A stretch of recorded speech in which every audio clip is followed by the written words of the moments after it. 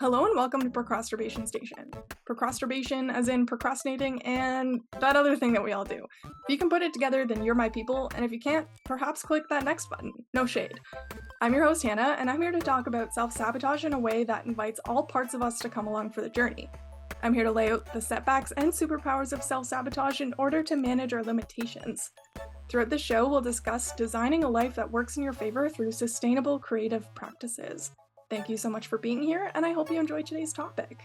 Hey, it's Editing Hannah here. Our guest today, Amanda, has such a rich story, and in order to do it justice, we did a nearly 3-hour interview, my longest to date. I've cut this interview into 2 parts for a more digestible listening experience. This is part 2 of 2. If you haven't heard part 1 yet, check that out first so you get a full context of Amanda's story, including her journey to escaping an apocalyptic cult as a teenager. Now, to move us on to our next topic here of neurodivergence, I think we're in a really perfect segue moment to get into this topic. You've spoken a lot about your industry of like being in the TV space and self-development space as well. Like, what does it look like to overcome barriers to entry in these industries? I know you've got some good stories here. It's odd because overcoming barriers is a very tricky phrase. It is. Because remember how I said at the beginning, I like to do things the hard way, apparently. I didn't know that that's what I chose, but I chose to like come into the industry when I was already in my 30s. So that's geriatric, right? I started, I think, when I was like 33 as a runner, like as an intern. And they all thought that was very strange, but I don't care. Like, this is the thing. And this is actually a disadvantage in a neurotypical world, is that I don't care about the status thing, right? So I'm like, if I want to work on a particular thing that I find fascinating, I don't care if my experience is that I'm a producer and I have to, but the job is a researcher job. I don't give a crap. If I'm interested in it, I want to do it, right? And so if that's the way I have to go in, that's the way I have to go in. So it's really tricky with the barriers thing. I mean, I've had to do a lot of stuff myself. So I didn't have training and things.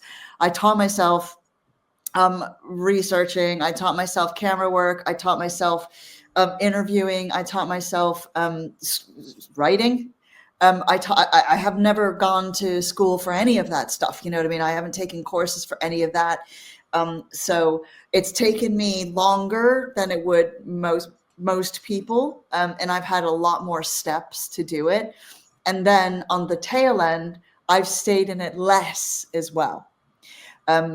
Because I have the autistic thing of, yay, we've hired you. You're amazing. Oh my God, you're a workhorse. This is crazy. Look at what a job you do. Oh, now I'm really uncomfortable because you're doing everything and you're way too enthusiastic about this. And, you know, you're bringing in things that you haven't even checked with us first because you're super enthusiastic about. It's like this little cycle kind of over and over and over again.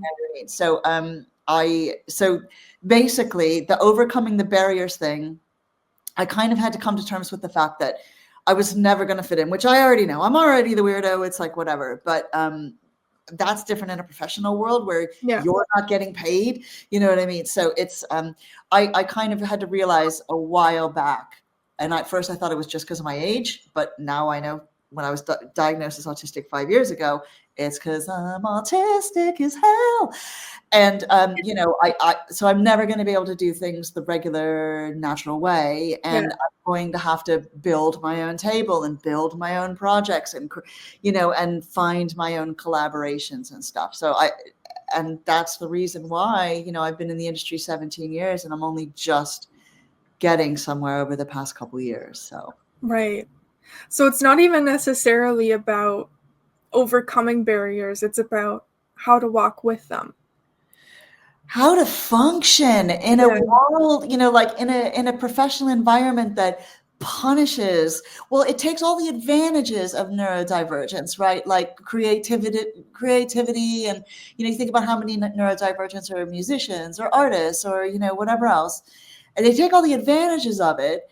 But you know that whole thing about like, especially in the TV and film industry, like networking and stuff.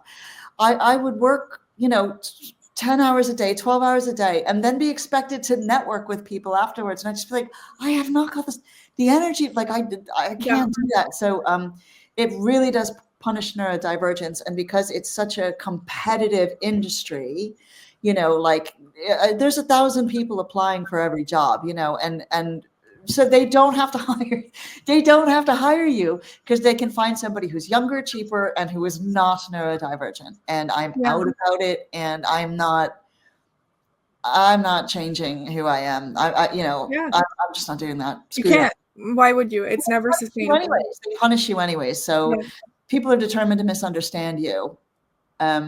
And so I had to kind of shift away from that. And the biggest barrier I've overcome is I have made the shift from spending most of my time, and I'm not trying to be terrible to neurotypicals, I'm not, but I've spent most of my time around them and trying to function in that environment. And what I've done instead is shifted it and gone, okay, I'm going to have to spend all my time finding neurodivergent people to work with and collaborate with and whatever else, and then create other side hustles where people have to come to me anyways, and I can be as weird and obnoxious as I want.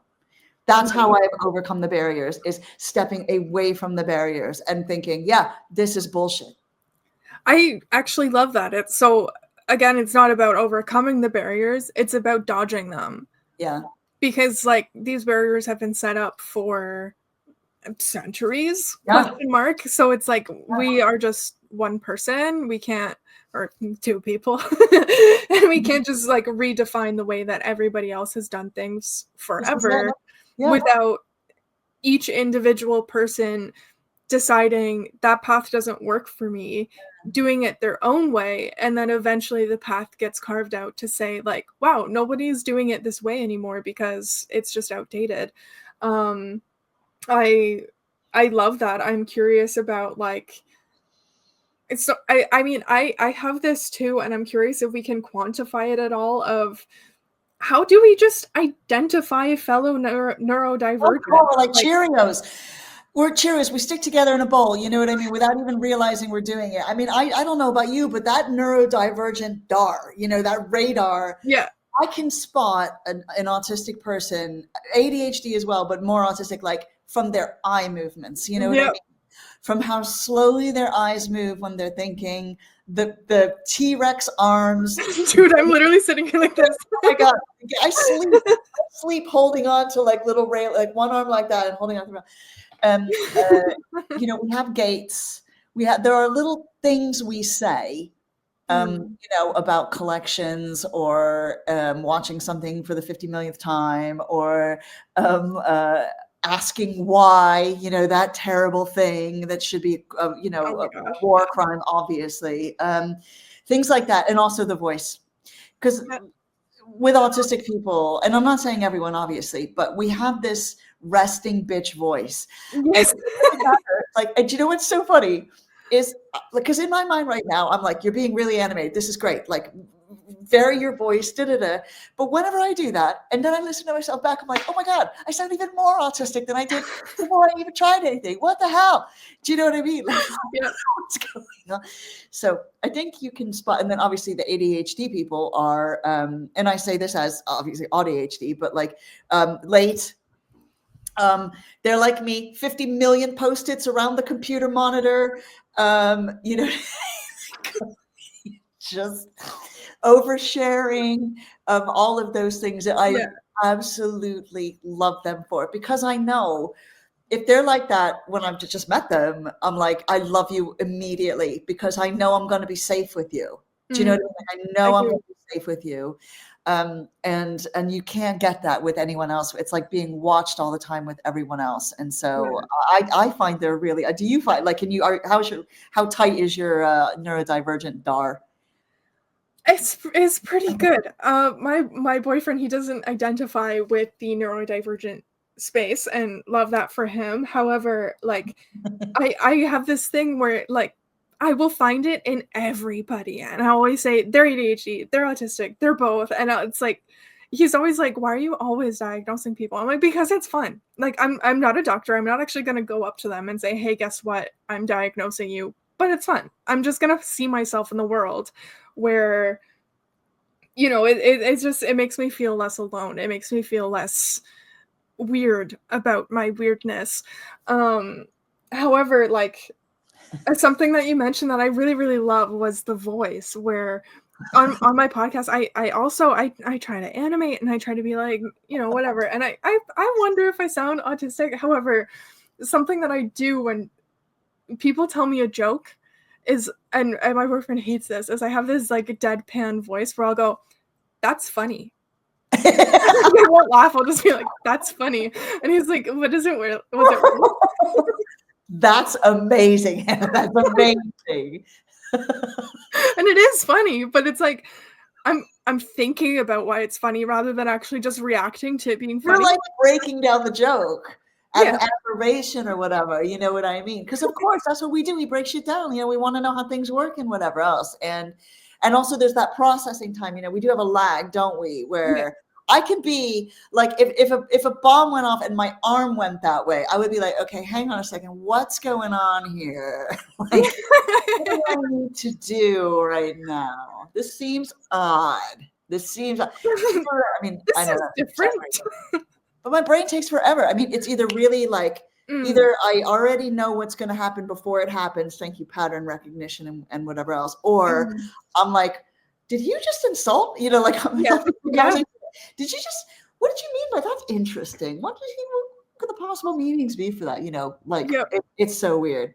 It is so weird, but I also love it. It's weird and I love it. I do too. Oh my goodness. So something funny that I also do would be, I'll be like, "What was that?" And then I'll answer what they said.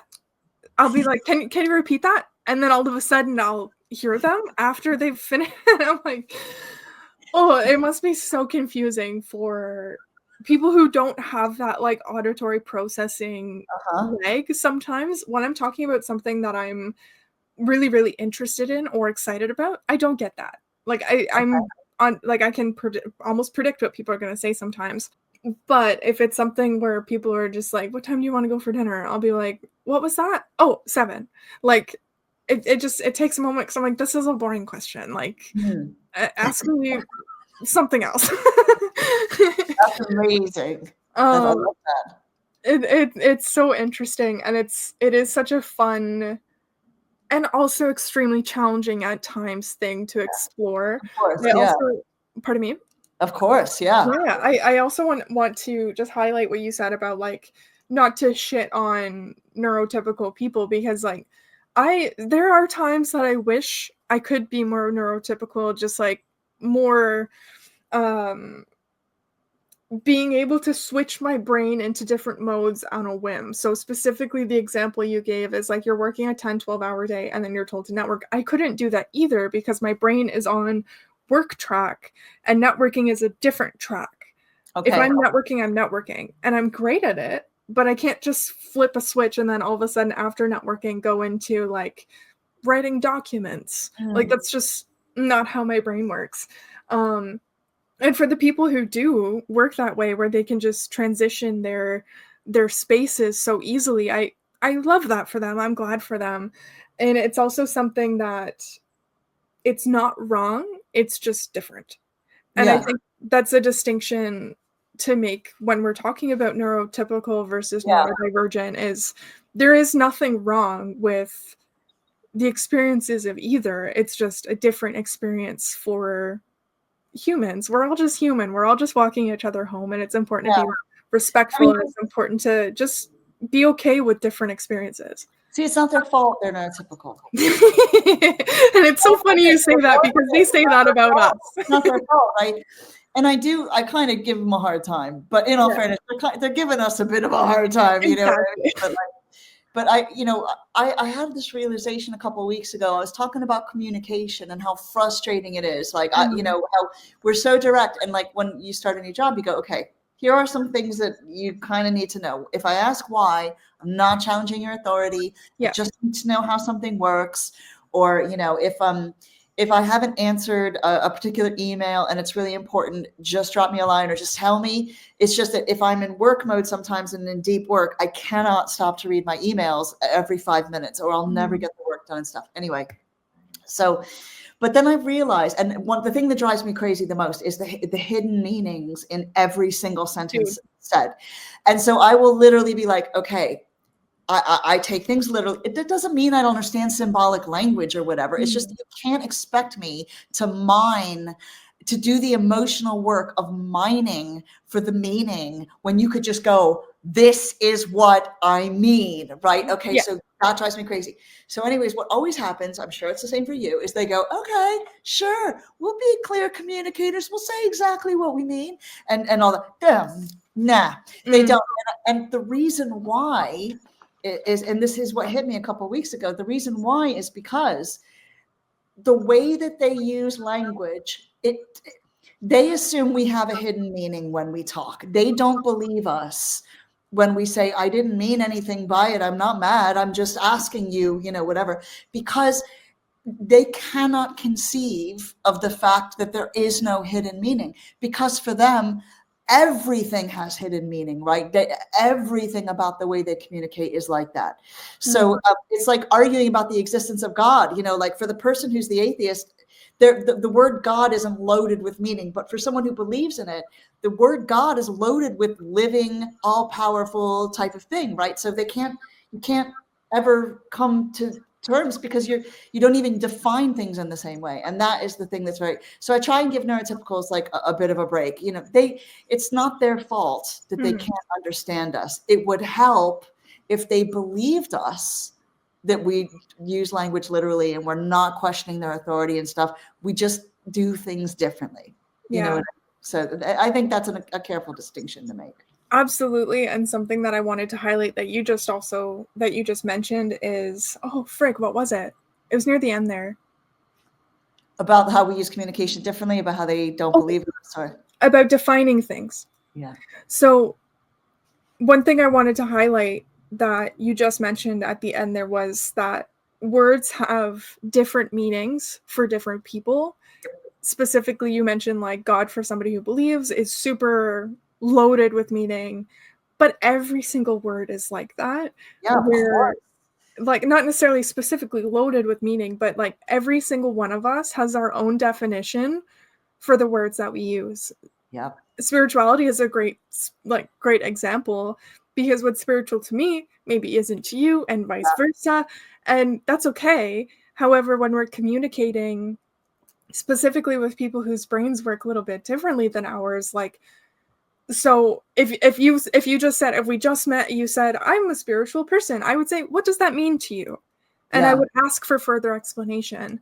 But I also find, specifically when talking to neurotypical people, at least people I imagine are neurotypical, I don't know everybody's medical history, but when I'm speaking to people who are different than myself, they might hear me say like, oh, I'm a spiritual person. And they like go in their little data brain of, oh, I know what spiritual means. And then they're like, oh, so you're exactly how I imagine you to be. And I'm like, right. So we're not actually going to go into the deeper meanings behind how I actually define that word. But then I also find, like, speaking to people who are similar to me, they know the difference between the words that are just words. Like, there's no loaded message behind here, especially like sometimes I'll use a word to fill a space where my brain is having a little brain fart, a short circuit moment. And I'm like, I'm just going to use this word. I'm not trying to insult you. I'm not trying to like challenge you, whatever. I'm just using this as a filler, for lack of a better word, literally. And a neurotypical person might like actually be like, oh my gosh, they're insulting me, even though I absolutely did not mean to, and will say that I'm not trying to. Neurodivergent person will be like, oh, they're just using a word in place of something that they don't know yet.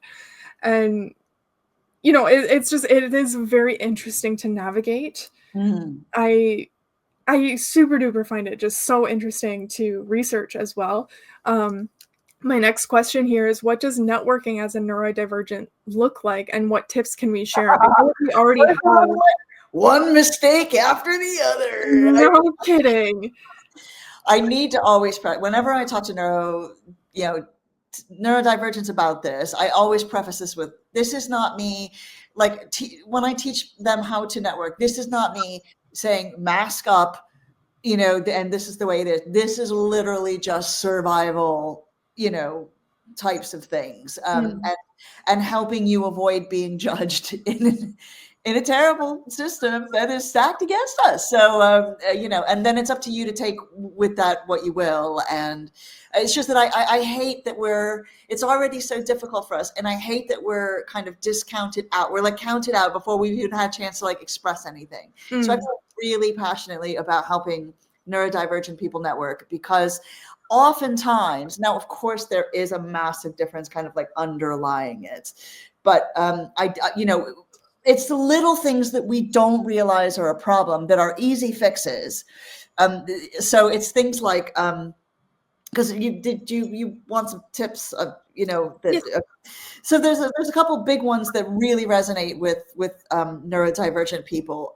One is that okay, so I'll do that working the room first, right? So this is a nightmare for most of us, right? Like the big networking party or whatever else, which is a sensory nightmare. Bring your loop earplugs, you know what I mean? Like I would always tell people, bring loop earplugs, the kind where they filter out the main noise, but you can still have conversations.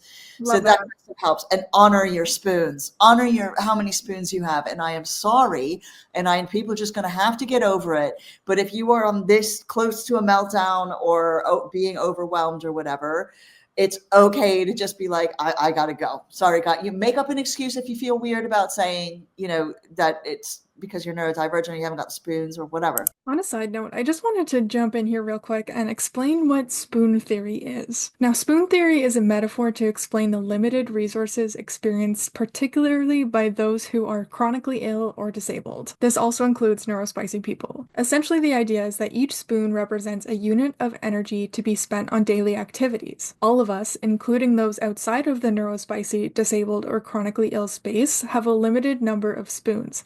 However, someone who identifies with these labels has an additional lack of capacity for executive function for seemingly mundane tasks. For example, someone who's neurotypical operates on a autopilot to wake up, brush their teeth, get dressed, eat their breakfast. This fuels them rather than drains them. When you're experiencing an alternative lifestyle such as a disability, chronically ill, or neurospicy, each of these tasks costs 1 spoon to initiate and complete. And this is why sometimes these people who identify with these labels may not always have the best hygiene practices for themselves, because the necessary energy to actually get yourself into the shower or get yourself into the bathroom to brush your teeth can cost so much more energy than what people give it credit for when they operate on an autopilot type of lifestyle. Another example would be leaving to go to work, getting to work, settling into work, and then completing your tasks individually spend spoons. Then you can imagine when you get home from whatever excursion the day takes you on, you're left with very few spoons. By people-pleasing and dishonoring your spoons, you can put yourself into spoon overdraft, and that leads to burnout, where you wake up with even less spoons to work with the next day, and eventually leads to shutdowns, meltdowns, and pain flare-ups. Alternatively, participating in things that replenish your energy, such as deep rest, engaging with your special interests and hobbies, filling up your own cup, and putting a cap on things that drain you can ensure that you have enough spoons to carry until tomorrow, and even increase your number of spoons and your capacity to hold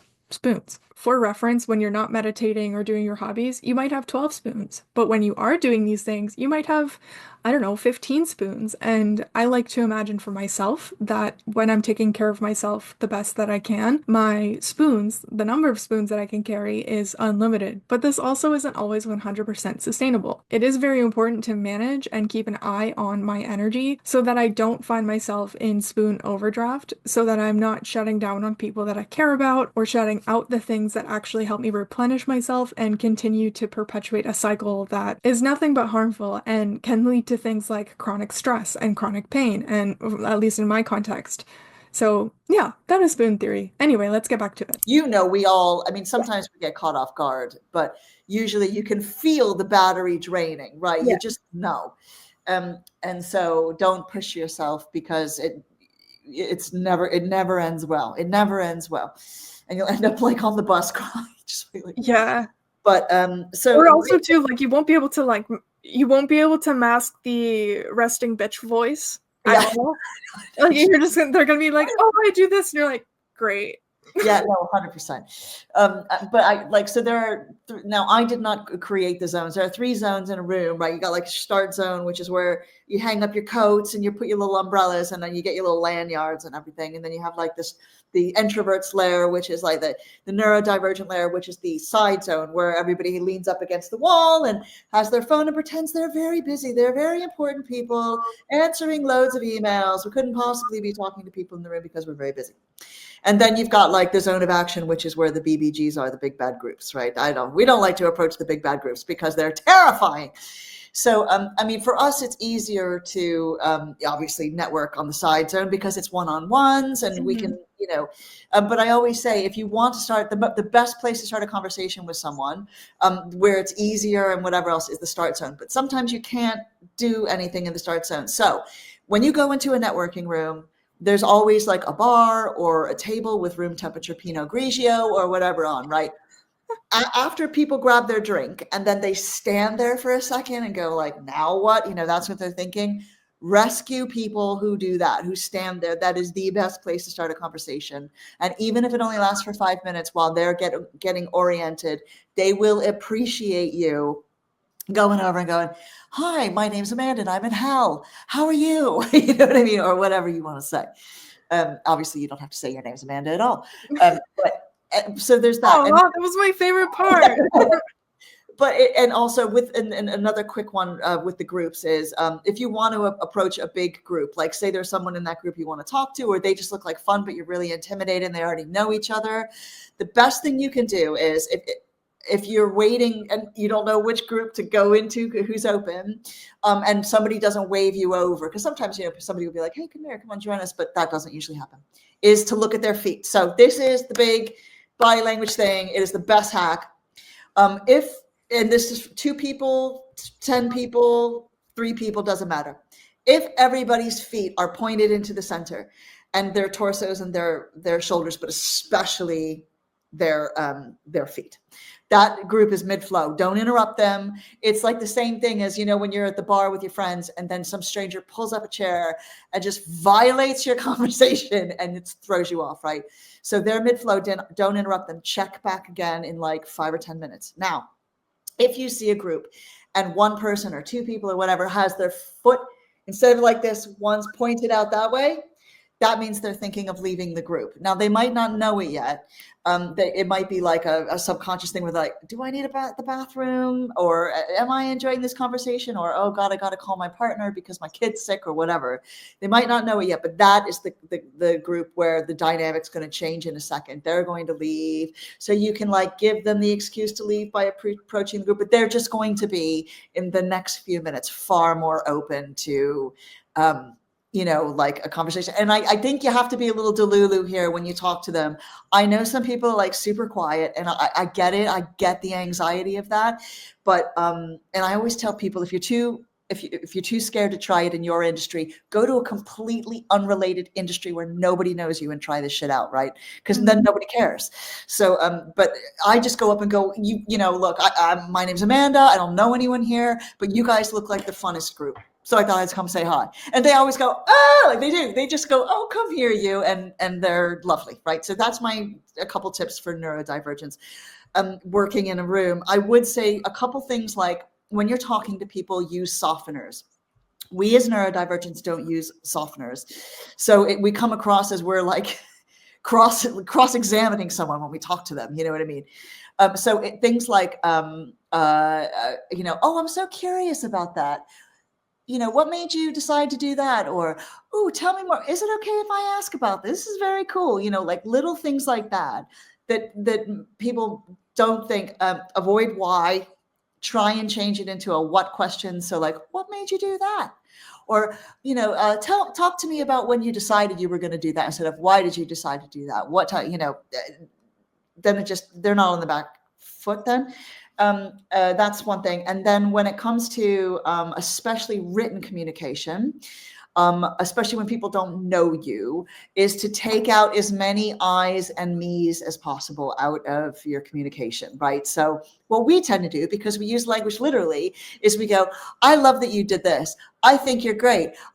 This is my job. I'm this. I think we should have a meeting. I think we could do something really fun together. Now, to someone who doesn't know us, that comes across as, and if they're neurotypical, that comes across as very self-centered. So what we do instead is we make our emails and our correspondence. I know it's fucking bullshit, but until you know somebody, you have to do this type of stuff. So what you do is, if I wanted to have a meeting with you, Hannah, instead of going, hey, I'm really interested in the same things as you, I'm neurodivergent too, I'm this, I'm that, I would go, oh my God, I read your article. It was amazing. This was really resonant. This was super cool. I think it's possible. You can say I like every once in a while. I think it's possible, like maybe we could have a collaboration. Could we possibly meet, chat for 15, 20 minutes just to see if there's some alignment there? You know what I mean? But make the person who you're sending the email to the star of the show, right? Yeah. It is about them. People love knowing you've taken the time to care and look them up, and then they also know you're not machine gunning the same email to 50,000 people, right? So those are like a couple of the biggest things. And then of course I would say obviously network with as many neurodivergent people as possible. And we have no excuse anymore. There are a million neurodivergent groups in every industry that there is, whatever platform you want. And if there isn't, start one. And if there isn't, start one. Thank you. Yeah. But and I get some people aren't thrilled about being out about it. That's cool. But you can still network with neurodivergent people, even if you're not ready to be out. Do you know what I mean? There are loads of people who are out. And we need to be around people who are like us. Because people like people who remind them of themselves, right? So and we need that too. We can't just spend all of our time bending into pretzels in the neurotypical world. We have to be around people where we can unmask and the people who we belong to versus the people who we have to try and fit in with. Yeah. You said so many great, amazing, fantastic things. I have been told before, and I actually believe this about myself, that I'm excellent at networking. I believe that you're really talkative and vivacious, and you're interesting in the things you talk about. So yeah, I can see that. It's every single thing that you brought up is something that I do. It's just naturally, and I'm so glad that you put those things into words, because I think that it's something that people have asked me before, like, how do you get good at networking? And I don't know how to answer them. And now I can just say, go listen to our episode, me and Amanda. No doubt. And you know what? I think especially for neurodivergent people, is that you've got to take the pressure off yourself of getting a result when you go to a networking thing, right? Or you cannot go into a room and go, I have to meet 15 people. I have to show them I'm a genius. I have to show them that I have to leave this with a job, because then what happens is our brain goes into, method mode, right? Okay, I have to do A to B to B to C to. Instead, what we should be doing is when we go into a room, we go, okay, a little bit nervous. I might mess up or say the wrong thing or act the fool or whatever else. And by the way, the sun will come up the next day. It's fine. But, we can go, okay, I might go in there and everyone sucks, right?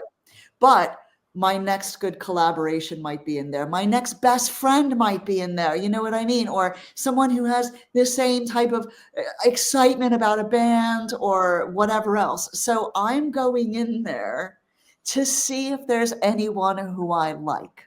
Yeah. Oh, and I love that frame of mind too, because it's not to see who likes me. It's just like dating. It's not to see who likes you. You'll worry about that later. You need to make sure you like that person first. Yeah. I love that so much. Something else that I'm really taking away from that little section there that you spoke about is the written side of it, where this is how I like to relate, of like using I language, and it's not a self-centered thing necessarily. It's you shared this wonderful story. Hidden meaning thing, right? Yeah, it's you shared this wonderful story, and I want to relate to you, and I want to make you feel seen by sharing the same story in my own context. It's obviously different, but in my experience, lines up with that context. That's something that you can do with people who know each other more so than with a stranger. So I really appreciate that tip. Something that I do personally in networking is, and people are always surprised when I tell them this, especially being a young woman, is I always go alone. Okay, that's interesting. I never, ever, ever want to go to I'm always networking. telling people bring an extroverted friend or whatever, so that if you have to get out of a conversation, you give them the bat signal and they save you. But like, Yeah. so So for me, wow. like I can be extroverted when I want to. I can pull Okay. it out of my hat, and this is why, like I mentioned earlier, that I can't just go from like writing documents to networking, because I need time to get that extroverted version of myself amped up. Yeah. So I find if I go with a friend or somebody who's a little bit more naturally extroverted than I am, then they overshadow me. They end I up, love this. yeah. And so if I'm by myself, I'm forced to get out of my shell. I'm forced to like approach somebody and be like, hey, dude, this is so weird. I'm here alone. You are standing alone. Let's be alone together. And then we can start that conversation. Otherwise, I'm finding myself either being overshadowed by somebody else, or I'm feeling like I need to entertain my friend more than I am here to meet new friends and new I people. love this point. I love this point. This is great. Yeah, and I it's something that people are surprised by, but that I love doing, and I think more people should do, especially, like, when I go to networking events and I see people in a group and they're with that same group the entire time, it always makes me wonder, like, did you know them before you came here? Why would you come here to speak to people you already know instead of networking and meeting people you don't know? That's the whole point in my eyes of networking. But you shared so many fantastic points about like the formula of networking, and like the way that you sweep the room is like I always go around the outside and then work my way to the middle to see if anybody's there. But I always almost always meet people on the outside of the room, just like you mentioned, where Yeah, it's a very easy thing for you us. find someone standing alone. It's like, "Hey, can Yeah. I talk to you? I wanna know about you. I wanna Yeah, know yeah, about totally. all of things." Even the words that you use too of like, "I'm so curious about that." Like, that's my favorite thing to do, of just like, "I'm curious," and then it almost gives people the opportunity and permission to just info dump all of their information on you. I feel like especially neurodivergent people, we love to info dump all of our thoughts and Yeah. emotions and experiences, and unless we're given permission to do so, a lot of the time we hold back. Or we get nervous and talk too much, Yeah. and because again, we're being formulaic, right? Like, so if you go into a networking thing going, I need a job, right? Whether I get it tonight or whether I get to know people who might be able to help me with a job, Hmm. what we do is then go, okay, here's the approach with this. I will see somebody or see their name tag and then go Google them. You know what I mean? Like, Yeah. I'll hide and Google them and find out a little about them. The problem is, what we try and do, and it's not just neurodivergence to do this, we all do this, is what we're like salespeople, right? We're the best representative of ourselves, trying to sell ourselves. Whereas if we took that conversation and made them the star and let them talk about their special interests and whatever, they people tell you so much about themselves. So if I'm talking to you, Hannah, and I'm like, so, this is so cool. You've had a podcast for like how long?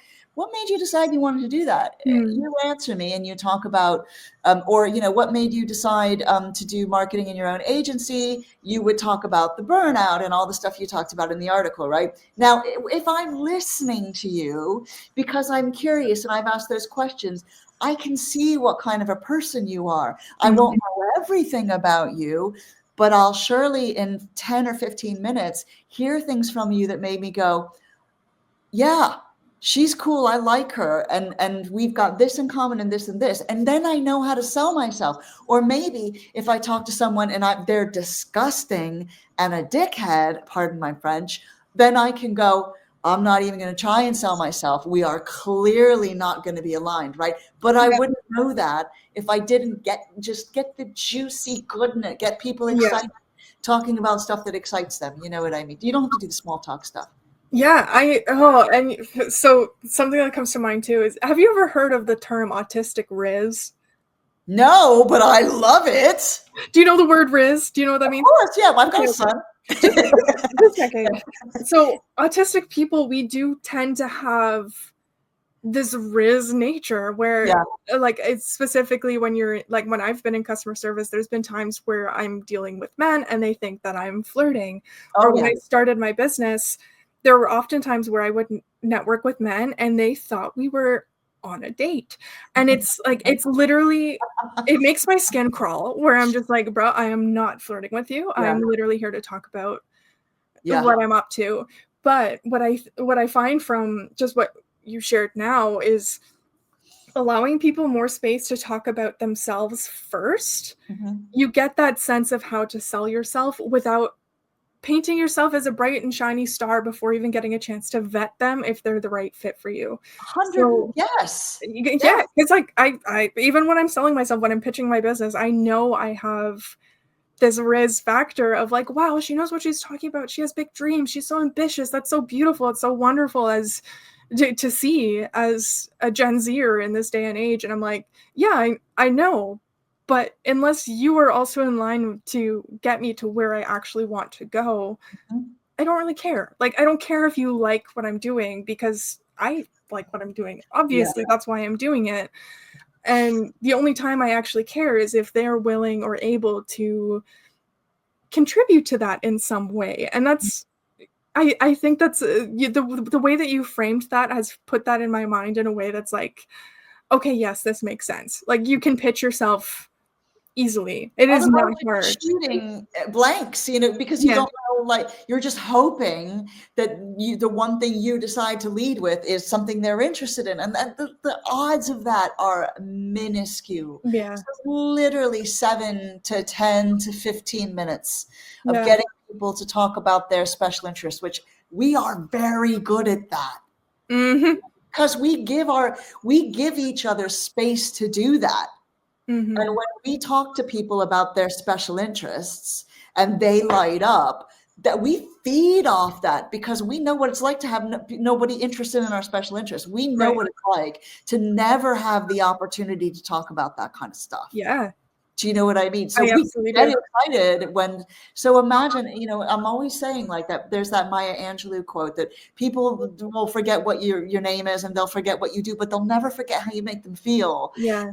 You can get somebody to open up, not in a manipulative kind of way, but just by giving them the space to talk about what's exciting to them or worrying them or whatever else without judgment, and just genuinely listening and asking more and wanting to know more. Oh my God, that never happens. Yeah. People love to speak about themselves and Of like course. Yes. yeah, and like so do we, and that's why we can fall into these traps of just like info dumping of all the special interests without necessarily vetting the person. Giving them Yeah. that space to talk about themselves makes them feel seen, Yeah. and then by feeling seen, they can rely on you to continue to do that, and are more likely to allow you the space to feel Yep, seen as well. 100%. And then you'll know how you're going to engage with them. You Yeah, know what I mean? And what they're going to, what part of you, what amazing part of you they'll be engaged by. I love that. I love that. Okay, so my final question here for the neurodivergent section of this episode is, what does it feel like to be a woman with your specific experiences in a professional setting? So just for some context, how do you leave this like movie style life of all of these things that you've been through, all of these experiences that make you so wise? How do you leave all of this at the door to then just enter a professional setting to like allow somebody else to speak when you're just like, you're kind of dumb and I've experienced so much in life and I I love don't you. like I love you. all of this.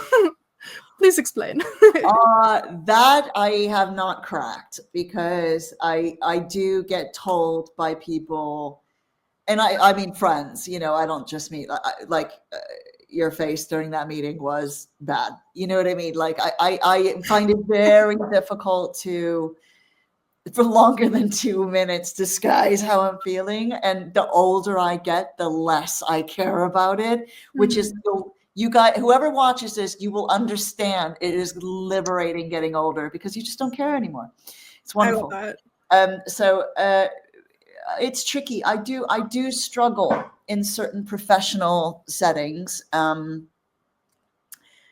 which I think is why I've just kind of created, this type of career where I do everything just about on my terms, because I am no good the other way. I'm no good, sitting in 6 meetings a day in TV production, where my enthusiasm and bringing in people and doing all the stuff and whatever else is not appreciated.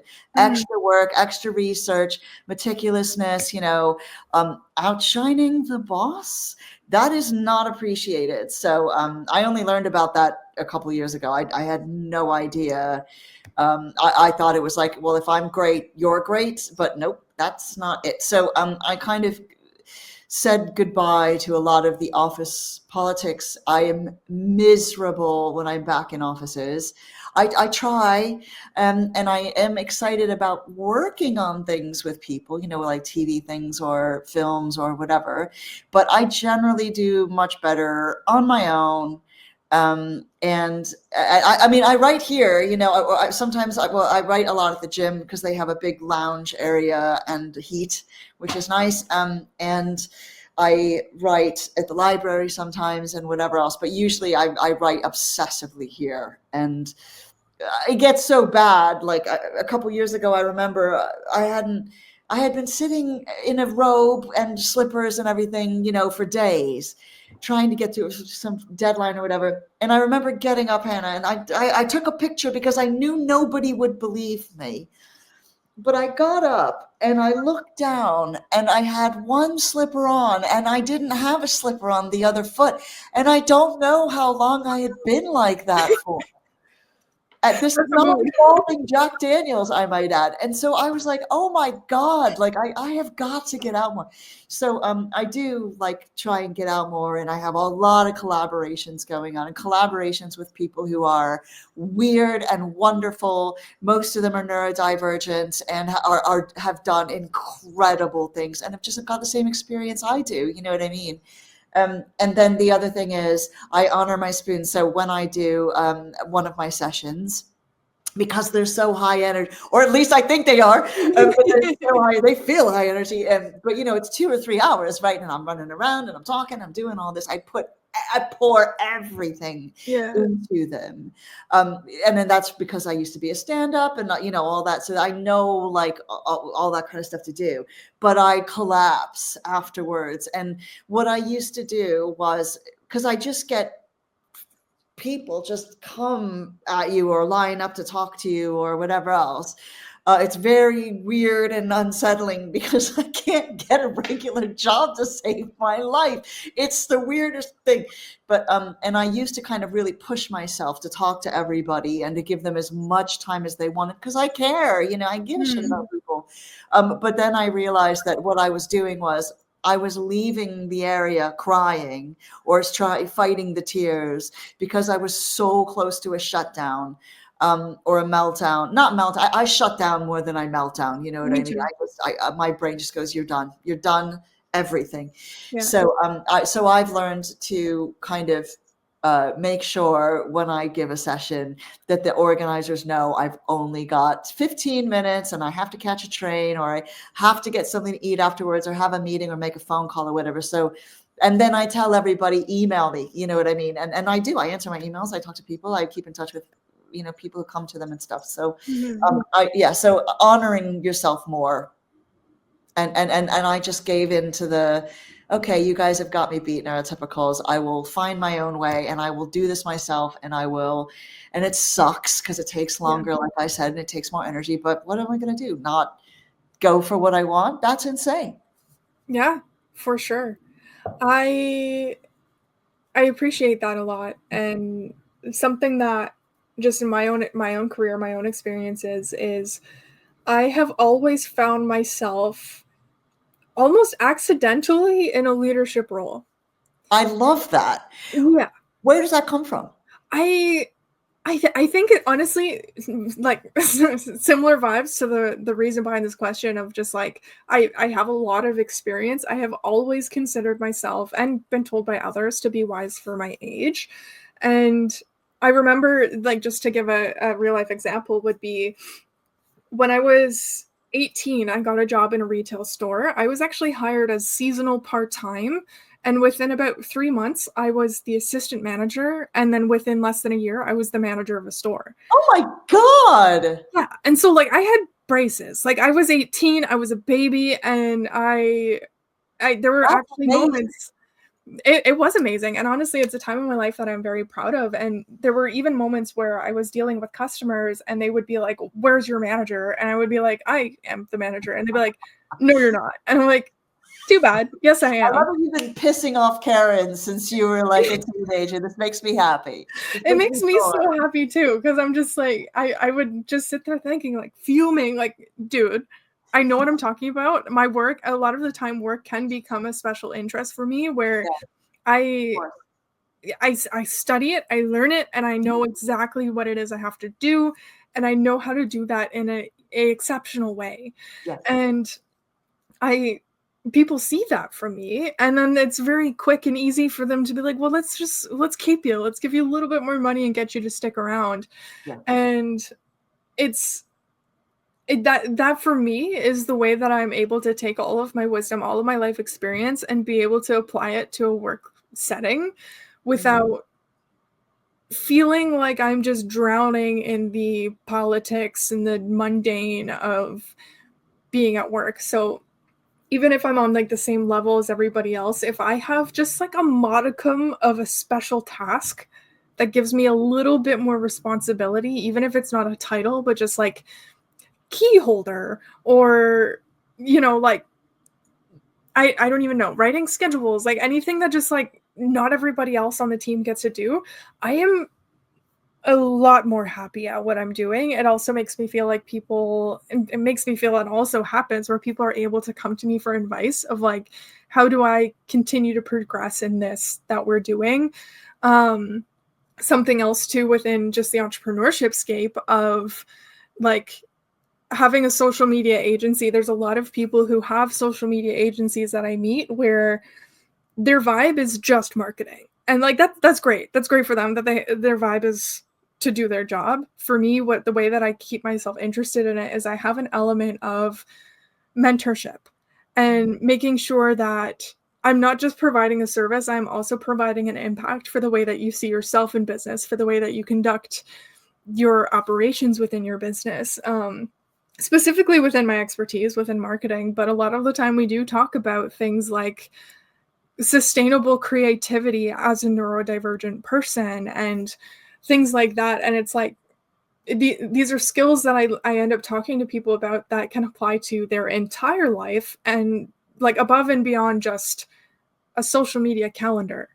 And I really do believe that that's something that makes my services different and special, and not for everybody as well, because some people they just want do the calendar, make the calendar and don't talk to me, and that's totally great. But also there are totally people out there of like, well, why does it work that way? I want to understand social media. I want to understand my audience and things like that. And that's something that we can dive into.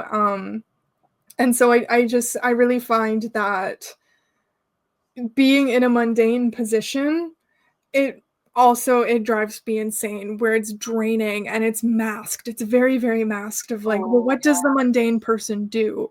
And I can't help but usually stand out a little bit. Even when I'm absolutely not trying to, I still stand out like a sore thumb.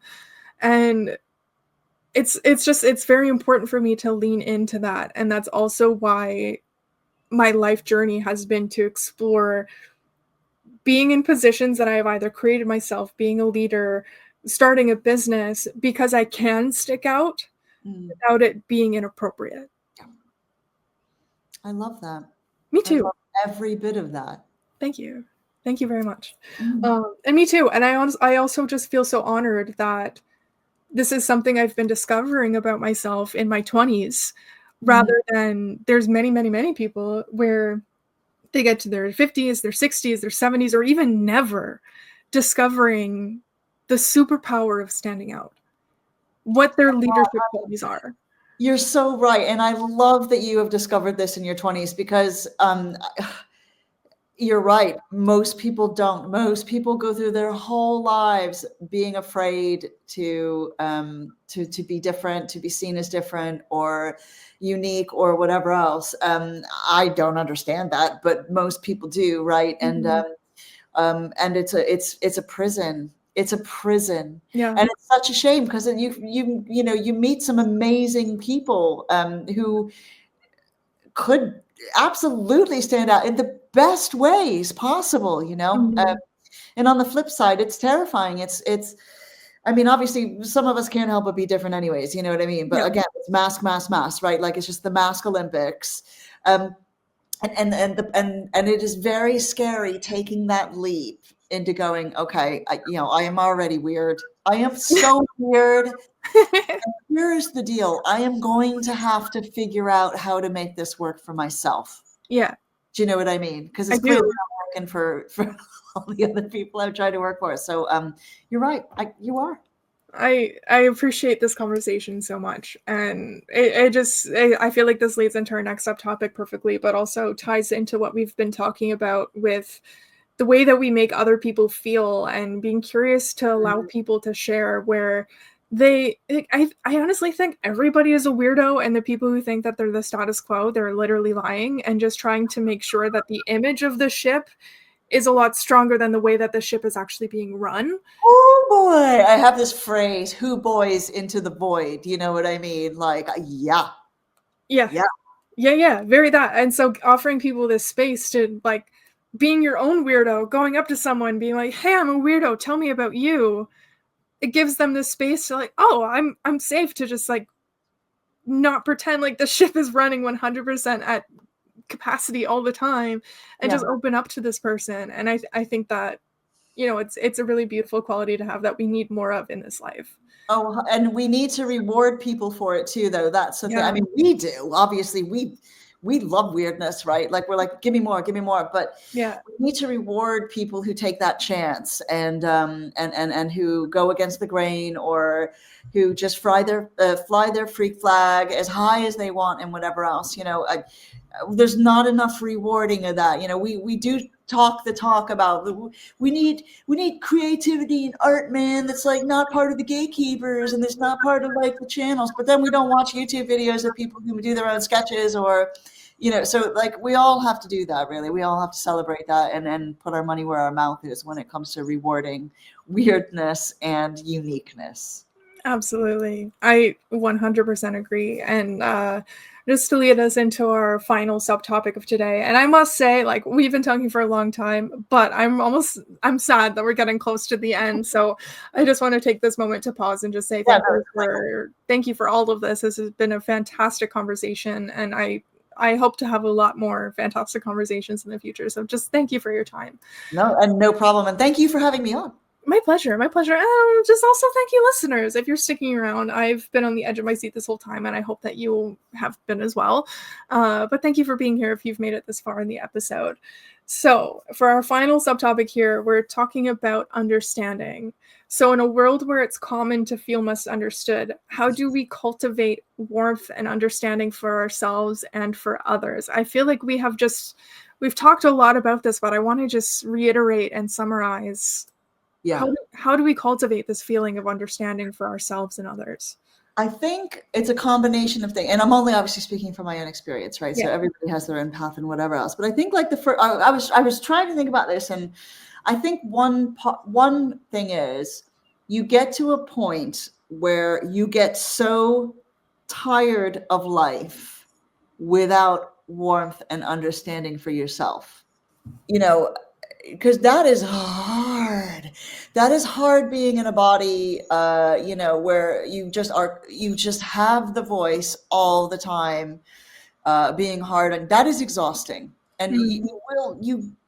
and maybe it's an age thing too, but you just get to a point where you're just like, okay, I'm done. I don't know how I'm going to do it, but I got to figure this out because I cannot be on my deathbed judging myself for everything all the time, and Yeah. not being perfect and whatever. It's an insane way to live. And the whole thing is, and this another age thing is, you look around and you look at all of this stuff, like the systems that are out there, commercials, the media, and you go, this is bullshit. This is all designed to make me hate myself, so I buy stuff. Do you know, that's essentially what it all comes down to. Yeah, I'm going there, right? I'm going to go there in the commie way. But that is really essentially what it is. And I think when you have that matrix realization moment, without sounding like a red pillar, right? Like, there is something there when it comes to that. And so then you go, no, actually it isn't. Yes, I have made mistakes and it's my job to grow and to learn and whatever else. But I'm tired of blaming myself for everything. That's insane. I'm doing the best I can. Do you know what I mean? That's the only thing I can really judge myself about. So am I learning and growing from my experiences? But so that's the first thing.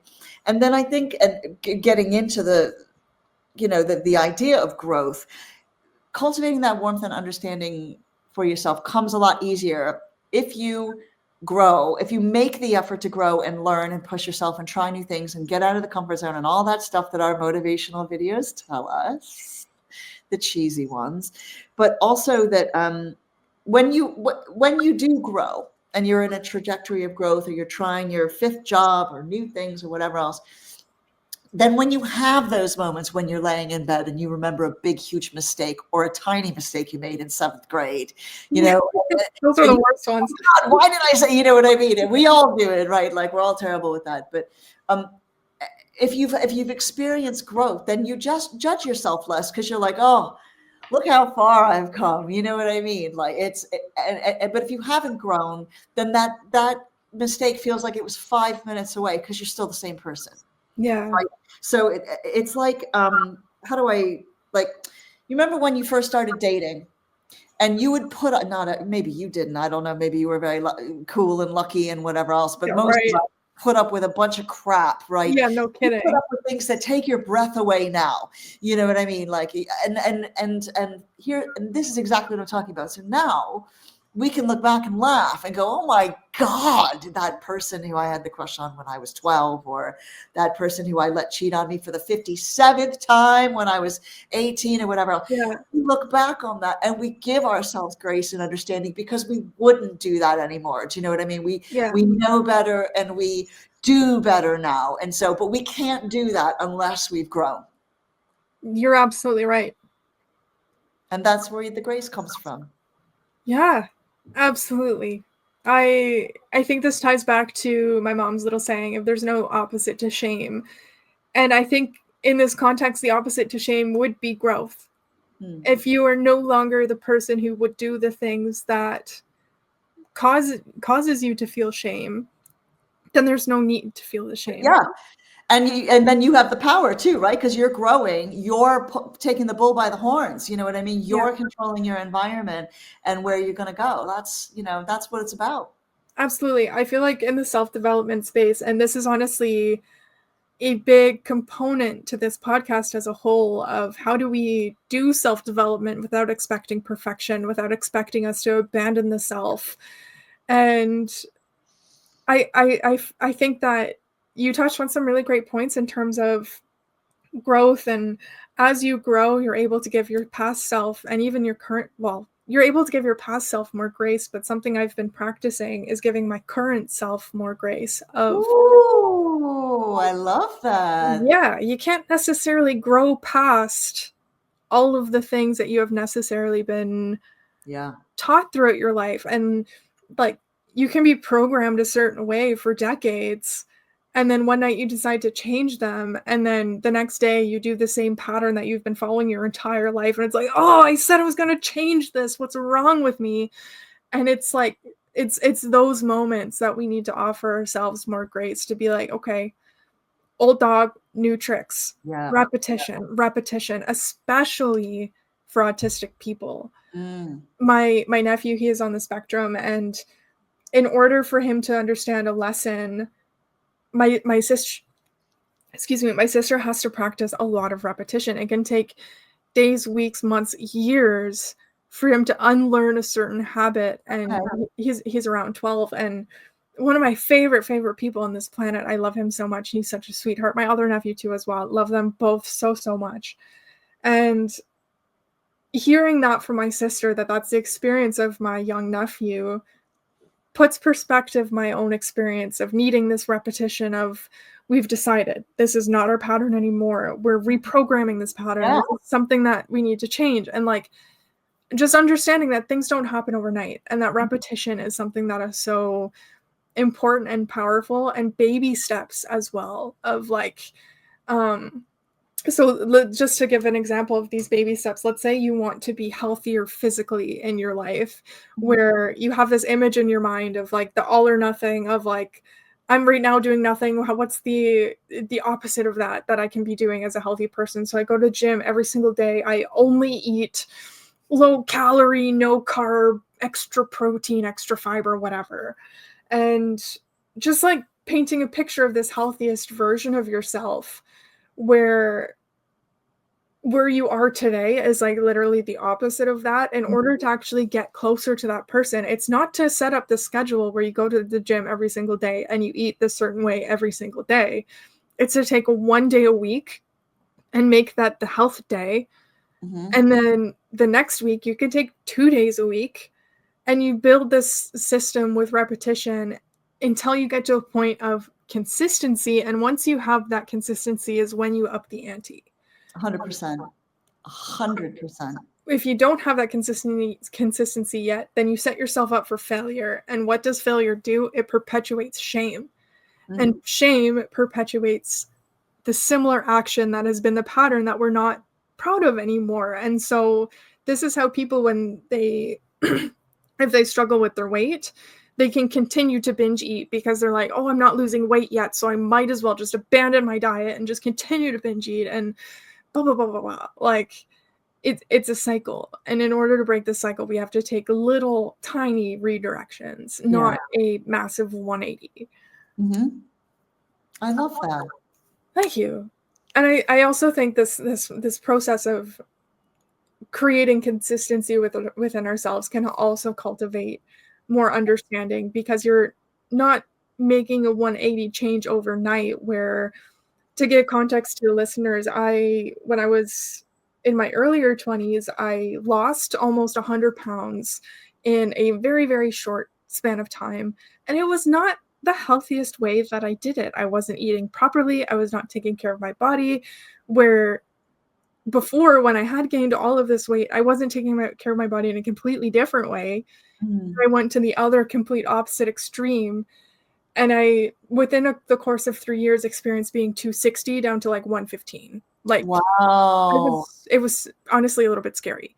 Okay. And something that now I'm at sort of like a medium, healthier weight that suits my figure and suits my body type and my height and all these things, where I still catch myself thinking along the lines of who I call Fat Hannah and who I call super skinny Hannah, where both of these people had these like thought processes and these archetypes of just who they were.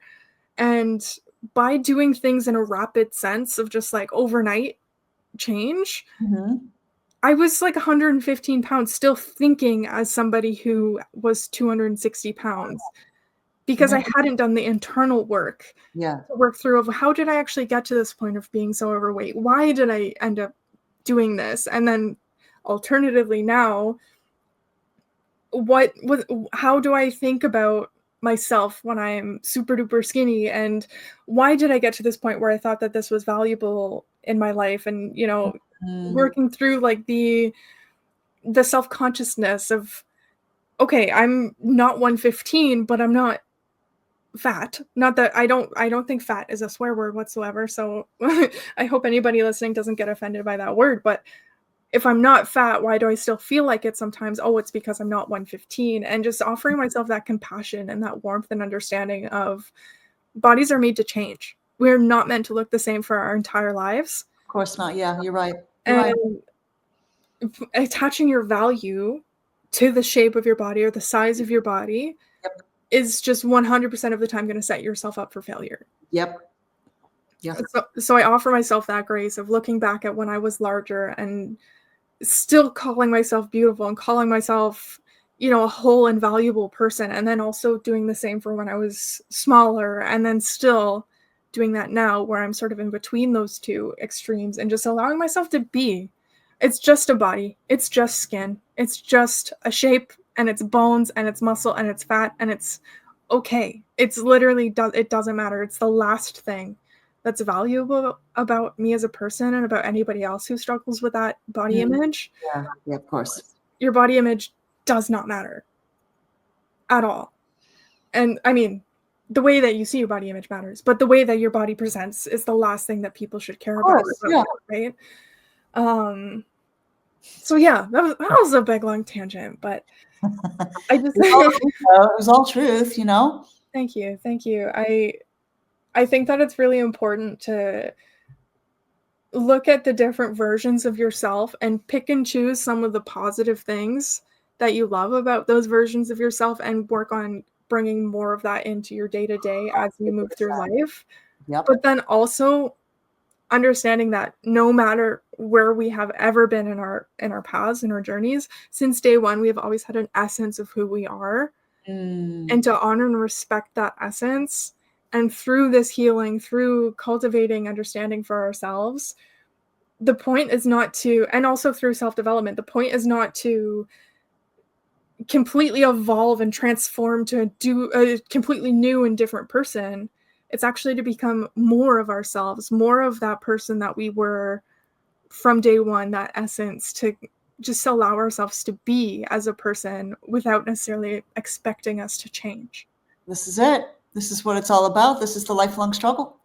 It is the lifelong struggle, and I think it's a very honorable one that I think is something to be grateful for. We're human. We have consciousness, and we have the ability to reflect on ourselves and our image and all of these things. Like, that's a beautiful thing that very few, if not any other creature on this earth can do. You're right. Now, what's some advice that we can give someone who's coming to terms with their past? Many people have been through some absolutely heinous shit. Yeah. And when you're starting that journey, like, where do we start to actually just come to terms? Okay. Well, I mean, the first is to remember that healing isn't linear, right? So it's not just this process of like you do a little every day and whatever. It's all over the place. It's just like grief. It's exactly like grief. My neurospicy brain hates that phrase, but it is so true. I'm like, can we just make it formulaic, please? Yeah, like it's just it's a nightmare. And just when you think you're there, and then something sets you back, right? So like you have to understand that like it's not, it's just not a formula. So that's the first thing, which is very frustrating. You have to accept. Now, some people might escape this because we're all healing from different things, right? But like for the most part, I think the vast majority of us will have at least one period in our lives of isolation. Emotional isolation, physical isolation, societal isolation, or whatever else. And it sucks. And it's like when, people write about it in different ways. Like some people saying God was silent, some people saying I asked for help and didn't get it, or I'm surrounded by people, but nobody understands me, whatever it is. Right. But I do think that the reason why we have to go through the isolation is because if you're trying to heal yourself, you can't heal yourself unless you come to terms with who you are as a person. And until you are alone with yourself, right, without the noise of all the other people and inputs and whatever else, you won't know who you are. You won't be able to, it's only when we tune out all of the other voices that we can hear what our soul's trying to tell us, what our brain is trying to tell us, and whatever else, you know what I mean? And so we have to understand, like, we can't be self-reliant and get to a point where we're like, yeah, I know where I need to go. My soul's going to guide me there, or like whoever, my brain or my whatever heart is going to guide me there. We can't do that if we're so used to being around other people and can't function alone. Absolutely. So sorry, go ahead. No, you finish. No, please. I want to highlight what you mentioned about isolation. I think that's absolutely so valuable. I find myself just as an extroverted introvert, I need that isolation to just reconnect with my own voice. I think that that I think that a lot of the time, and we're all different people, but I think if there's one commonality in trauma and healing is that we're healing from experiences that we shared with other people, whether that's something that someone else did to us, maybe something we did to them, um, or an experience we shared together where they maybe changed the way that we perceive things, like whatever it is, most of the time it involves other people. Mm. And I think there's two sides to that experience, exactly as you said, isolation to allow yourself to reconnect with that internal voice without the noise of everybody else. You can't navigate your life without being able to have some sort of connection between the voice in your head, the voice in your heart, and the voice in your gut. They're Yeah. all different and they all serve a different purpose. Yep. And I talk about this in other episodes, but for me, the voice in my head, that's the logical pattern recognition, always looking for a hidden meaning, like all of these things. Whereas the voice in my gut, that's something it's guided by instincts, where what I've experienced in the past is going to dictate this voice, where like that's where sometimes you're in a situation where like, oh, danger, danger. That's Yeah. usually my gut. And I also want to mention that that voice can be wrong. I think it's important to trust your gut, but I also think it's important to question your gut at the same time. Very good point. Yeah. And Very then good. your heart, that's the voice that knows the truth. Your heart is always the voice that knows the truth between, is this a gut feeling that I should trust? Yes. Okay, we're going to trust it. Is this a pattern that I'm recognizing that's actually truly a pattern, or am I making stuff up? Heart says yes. Okay, we're good. And just like making sure that there's connection between all of these different mechanisms within our body. And so that goes to the isolation side, to really understand how your narrative works. But then the other side is about connection. Yeah. If you have experienced something harmful at the hands of people, Yep. the only way to heal it and work through that is at the hands of people. No, I've not heard this one before. This is new. Thank you. So Okay. let me explain a Wheels little are bit. turning. Wheels are turning. Things are happening. I think that Genius, I think. we live in a society that wants us to medicate. And Yeah. there's nothing wrong with medication. There really, really isn't. There are clinical disorders that people have that require medication. That's okay. However, that doesn't give you the excuse to stay in your isolation at the same time. Yeah, no. You have to come out of the wilderness eventually. Absolutely. Transformed. That's the whole point. Absolutely. Right? So we have a responsibility to grow, experiment, fail, try other things, and feel other people out. Because for a while, especially when you're healing, you can't rely on your gut instinct. When you go through pain and you've been hurt, one of the things that happens, one of the things that's most painful is that we feel like we can't rely on our own picker anymore. Do you know what I mean? That our instincts aren't necessarily right because we picked this person in the first place. So what the hell's wrong with us? Yeah. So we do, when we come out of that isolation period, or we're testing the waters of who we are and what we're willing to put up with and what we aren't. We still might make mistakes with people, but we're learning different lessons, and maybe we're learning fewer lessons. Some of those lessons might be that I can make a mistake without being screamed at or punished. I can learn something new and not have to be told that I'm stupid or less than because I didn't know that before.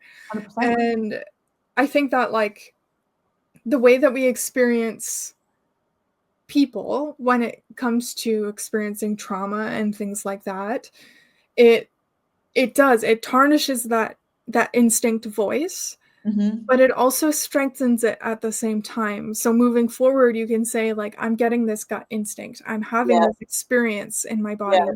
Yeah. And having other people around can fine tune that, where people can maybe not directly say, but they can show you that, okay, your instinct might be a little bit wrong in this case because they've done nothing wrong to you. It's just your instinct is setting off red flags, making your body feel unsafe when it's not.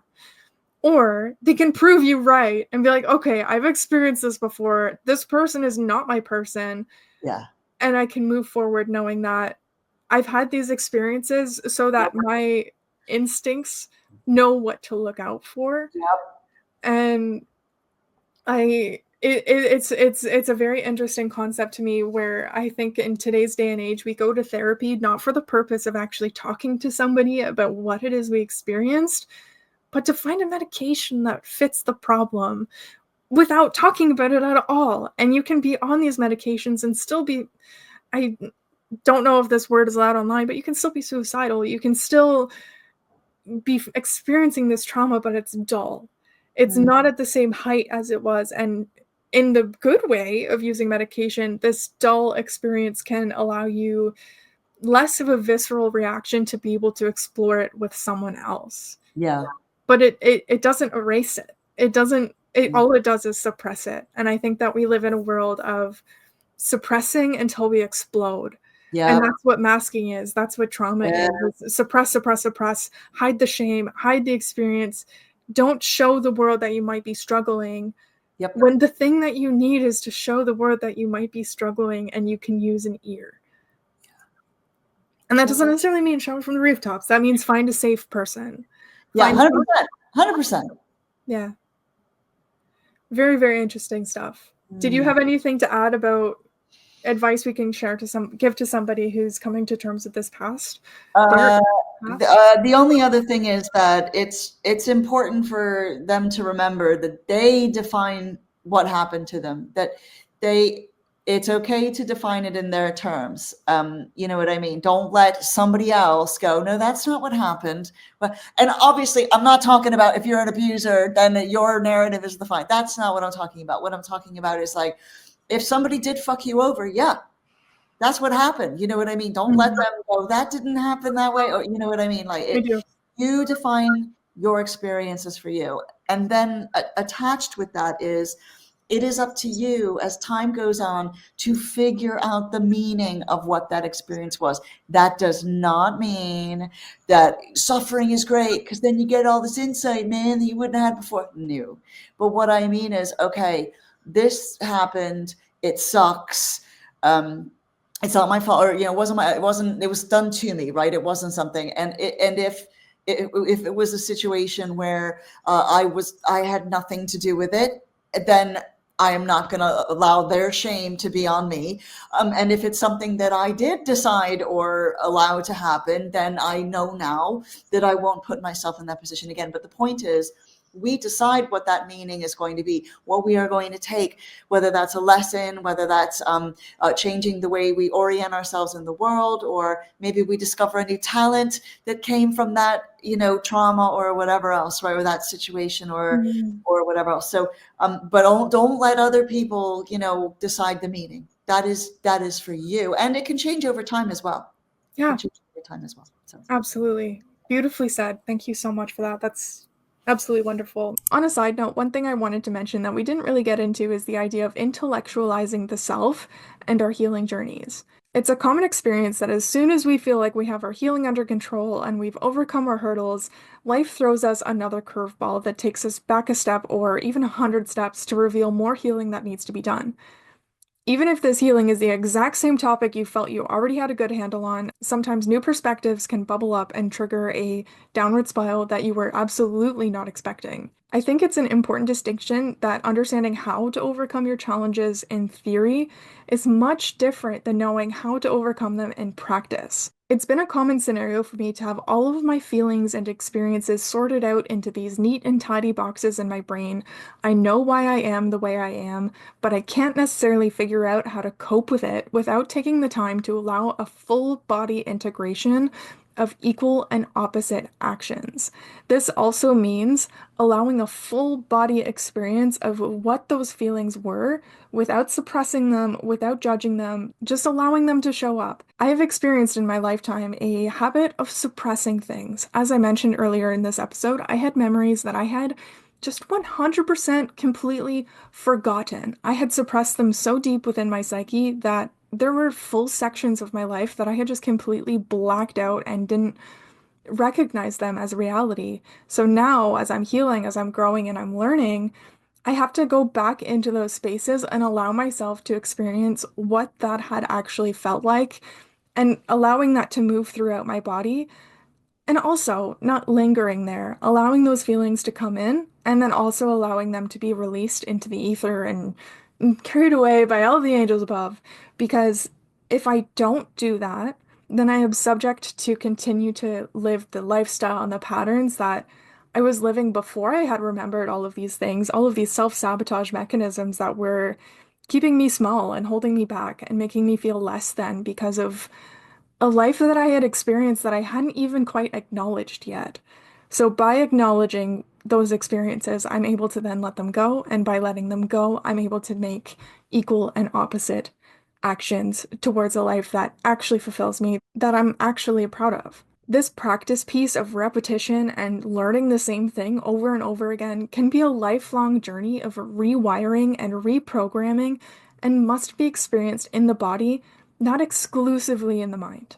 It's also been a common thing for me when I've been in therapy or speaking to energy healers or any of these people where I have been told you can say a lot without actually saying anything at all. And I mean, that kind of hurts to hear in the moment, but what they're saying is that I am intellectualizing the experience rather than actually honing in on what that experience felt like. Not what was the cause, but what was the effect. What happened as a result of these things that happened, not just what had happened. So I hope this tangent made at least a little bit of sense and added some context and additional information to the episode. And yeah, I don't know. Let's get back to it. Now, I'm gonna cry. Only have one question left for us, and now I'm under the understanding that you have written a book targeted towards. I believe the title is "What to Do When You're Losing Your Shit." Good stuff to read when you're about to lose your shit. Thank you. Stuff to read when you're about to lose your shit. Yeah. So, with so much wisdom and lived experience, what's some advice that you most commonly share when encountering someone on the verge of losing their shit? Okay, I mean, because the book covers like a lot of different things, like it has a chapter on assholes, it has a chapter on money and work, it has a chapter on broken hearts and all that. So it really depends on what kind of shit you're about to lose. But there are a few things. Like one is, because we tend to panic, right, when we're like in a lose your shit type of moment. So first off, like, okay, let's remove our hand from the fire, right, from the stove. What is the one thing you can do to change the environment that is causing that to happen? Now, it might be that maybe you just get in your car and you just drive. You just drive and you're like, I have to literally get away from the people who are doing this or the situation or, whatever else. So is there anything you can do in your immediate environment to change the problem? And there almost always is. Our problem is that we struggle asking for help. Yeah. Because most of the time, when we ask for help, we don't get it because most of us are shit at giving help as well. Do you know what I mean? And anyone who is going through a period and all their friends go, "You're so strong. You're so strong and resilient. I could never live with that. How would you do that?" You know what I mean? That is you would have to. Is people don't actually help one another. Yeah. They just think that empathy is the same thing as help, and it is not help. So in that case, if you don't have anyone who you can trust enough to ask for help, even if it's just one, if your kids are driving you crazy, there is definitely someone in your environment, right, who you could ask for help. Maybe it's another mom whose kids are driving them crazy and you just change, you look after each other on a Saturday or whatever, just to give yourself a couple of hours. There's almost always somebody who can help. So what is that one thing where it's like a switch that if you could flick it would help make things a little bit easier and take that pressure off, even if it's just temporarily. Okay, that's the first thing. The second is, because we are all terrible at, we are great at giving advice and we're terrible at taking advice. So I always tell people, what is the thing that you would, if you're the person who you love the most in the world was going through this very thing, what would you tell them to do? And then follow it. Because we do not follow advice. We just make the same mistakes over and over and over again. You know what I mean? We don't follow advice, and that generally tends to be why we're in a crisis mode. And I think the important thing is just kind of to another thing is to lean on each other. We tend to turn on each other when we're in big crisis moments and push people away, and that can be because of past trauma and everything else. But like, look at collectively what's going on. You know exactly, we all know exactly what we're talking about the world being a huge flaming dumpster fire right now. Absolutely And what I terrifying. Yeah. see, the people who are handling it better are the people who are building their communities, like finding ways of unifying with other people, organizing, taking action, and things like that.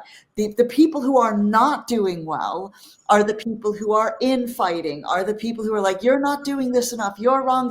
We have so much of a problem with like performative, the way we are on social media and whatever else. And we're not, and then that means it's I based, right? It's I based instead of going, okay, who else around me knows exactly what it feels like to be feeling this, and how can we work together to figure out a way over this? I mean, that's, I mean, there's so many different types of advice you can go. And the other thing I would do is, when you're going through like long-term crisis, long-term where everything is wrong and you're just about to lose your shit all the time, the only thing that got me through was something from that cheesy motivational video. And that was the Steve Jobs blurb about connecting the dots. And I remember it was one of the first things I ever heard in the motivational videos. And he said that you will go through periods in your life where stuff doesn't make sense and everything you do is wrong, and people are, they're not there for you. They're betraying you. Everything you try isn't working. You work harder. Nothing's happening right.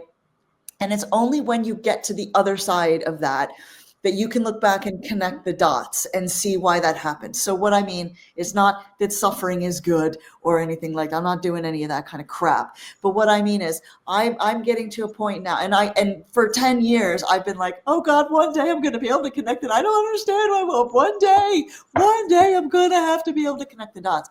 And that really is the only thing that, when I went through these periods where it's not that I wanted to give up, I just didn't see how I was going to have the energy to get through a day, right? And that has happened many times, and ugly crying by myself on my bed or in my car or whatever, like, I know that. And now I'm at a point now where I am connecting the dots. So a perfect example of this is, because I've always struggled to get work.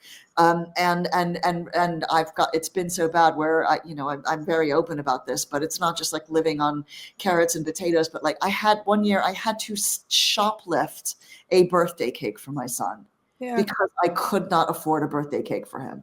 That's how bad it was. And that year, I was going for a job that was a shit job. It was like 25 grand a year or something, which over here in England is a good salary. I don't want to talk about it, but and I was way overqualified for it, but I was like, I'll do anything. And we had to shoot all these little videos, right? And I shot this noir video where I was like an excellent AP, but I was all like, it was totally shot black and white, noir, the whole thing, but really funny. It did not get me the job. And I had really poured my heart into it like 7 years ago, and I didn't get the job. But this last year, I had the impulse to put it on LinkedIn, and then Travis Blaze, the animation legend, somehow it got onto his timeline. We had never met each other before, never worked together, don't know anybody in common. And he was like, who the hell are you? This is the coolest thing I've ever seen. And now we've got like 3 projects together. A Disney, he is illustrating the children's book that I put out into the universe. Please let me find the best illustrator I can for this. And I have a Disney illustrator that did The Lion King, that did Beauty and the Beast, that did Lilo and Stitch, that did all that, right? That's one. I'm flying around the world now, teaching people how to network because I was so shit at it, right? I love it. If I wasn't crap at it, I wouldn't have had to reverse engineer all my mistakes to make the thing to support myself during the lockdown, right?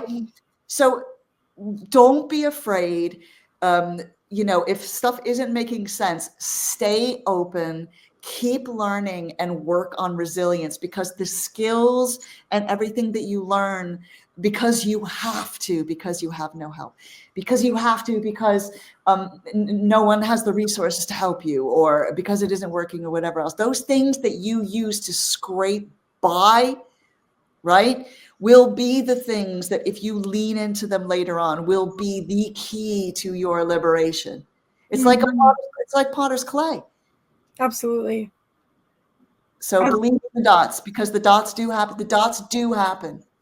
Absolutely. I think that it's a testament to like our life being a bit of like a big puzzle that we're putting together ourselves. And I think that there are some people where they have things really, really easy. And I don't mean to say that we don't all have our challenges, but they don't have the same types of No, I challenges know exactly what you're talking about. Yeah. that we're talking about, right? Yeah. And so they have things sort of handed out to them in a linear way that eventually you get to this point in your growth where you become so far removed from the beginner. And when you are far removed from the beginner, you're challenged to actually help somebody in those shoes. Have you ever spoken to somebody who is an absolute genius in their field to say, how do I get started doing what you're doing? They can't tell you, not in a way that makes sense, not because they're not absolutely a genius in their field, but because they have no idea where to start, because they haven't started at all recently. It was maybe a long time ago, or it was handed to them, or whatever. It could be also anything. They don't know what you can do. They don't know where you are in your journey. They don't know why you want to do it. They don't know what your skills are. So The it's very missing puzzle difficult for them piece. to tell you that. They don't know the missing puzzle piece. And so when you're on a healing journey, whether it's or even like a professional journey, it could be anything. When you're at the beginning and you're struggling and you have no idea why life has handed you this plate of bullshit, then like remember those times of what those puzzle pieces that you were missing were. Maybe you don't know what they are yet, but one day you'll look back and be like, I was maybe a little bit too obnoxious when I was networking, talking about me, when I should have been asking about you. And then that's what you can then tell people. Like what you said about being shit at something now makes you qualified to teach it. It exactly makes sense to me, because you know, what is somebody who is shit at this missing in order to be good at this? Yeah. Somebody who didn't have that experience would not know. They're like, oh, it's just natural. It's just easy. That makes total sense. This is totally it. And then that's the whole thing about the book, right? Like that book is 10 years of trauma and jokes and mistakes and everything else, right? Insight and all of the knowledge from all of those self-help books over there gathered into one thing, right? And I wouldn't have been able to write it if I hadn't gone through that. Was it worth it? Hell no. But like I said, I want to live an extraordinary life, and to live an extraordinary life that is balls to the wall, you have to be willing to go through extraordinarily bad things. Do you know what I mean? And like I said, you decide what the meaning of your life is, and I'll be damned if I've spent the last 10 years in extremely traumatizing ways, not coming out with stuff on the other end. I absolutely am with you on that. That's it. You know what I mean? That's it. I'm absolutely with you on that. I have people ask me sometimes, like, how do you maintain optimism in the freaking state of the world? Like, let's just be real here, especially in North America. Like, it's scary times right now.